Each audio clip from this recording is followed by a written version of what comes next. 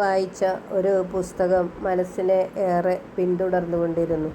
P. Shajikumar എഴുതിയ, കാസർഗോഡിൻ്റെ കഥാകാരൻ എഴുതിയ മരണവംശം.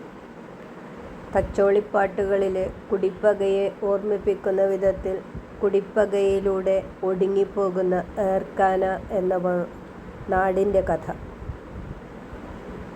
ജനനം മുതൽ മരണം വരെ വാശിയും പകയും കുടിപ്പകയുമായി നീങ്ങുന്ന ഒരേ ഒരു വംശം മനുഷ്യനാണെന്നും ഈ പകയ്ക്കിടയിൽ നാം നേടുന്നതൊന്നും ഒന്നുമല്ലെന്നും നേടിയതൊക്കെ താൽക്കാലികമാണെന്നും തിരിച്ചറിയാൻ നമുക്ക് സാധിക്കുന്നു.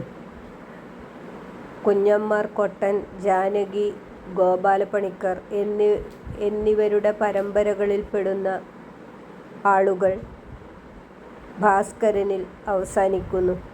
ഈ കാലഘട്ടത്തിലുടനീളം പണത്തിനും പൊന്നിനും ആഡംബരത്തിനും അഭിമാനത്തിനും ആഢ്യത്വത്തിനും വേണ്ടി പരസ്പരം പൊരുതുകയും ഒന്നുകിൽ മരിക്കുക അല്ലെങ്കിൽ ചാവുക എന്ന രീതിയിൽ കൊല്ലാനും കൊല്ലപ്പെടാനും മാത്രമായി ജീവിക്കുന്ന ഒരു കൂട്ടം മനുഷ്യരും ഈ മരണത്തിൻ്റെ കാരണങ്ങളൊക്കെ പലവിധത്തിൽ പിന്നെ അവരെ വേട്ടയാടിക്കൊണ്ട് സ്വയം മരിക്കുകയും ചെയ്യുന്ന കഥാപാത്രങ്ങളാണ് ഇതിലൂടെ കടന്നു വരുന്നത്. ഇതിലെ ഓരോ അധ്യായവും നിറം എന്ന പേരിലാണ് പറഞ്ഞിരിക്കുന്നത്. അതിന് വലിയ ഒരു പാരസ്പര്യം കഥയുമായിട്ടുണ്ട്. ഓരോ മരണത്തിനും ഓരോ നിറങ്ങളാണ്. ഓരോ നിറങ്ങൾ എന്ന് പറയുമ്പോൾ പകയ്ക്കുള്ള കാരണങ്ങൾ ഓരോന്നാണ്.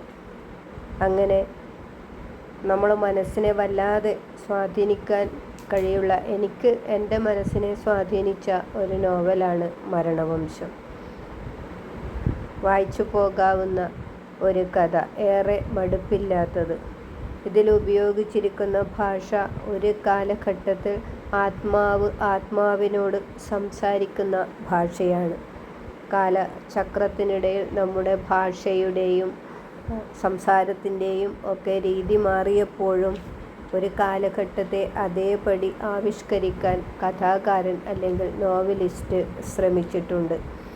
എന്തുകൊണ്ടും നല്ല ഒരു നോവലാണ് ഷാജികുമാറിൻ്റെ മരണവംശം.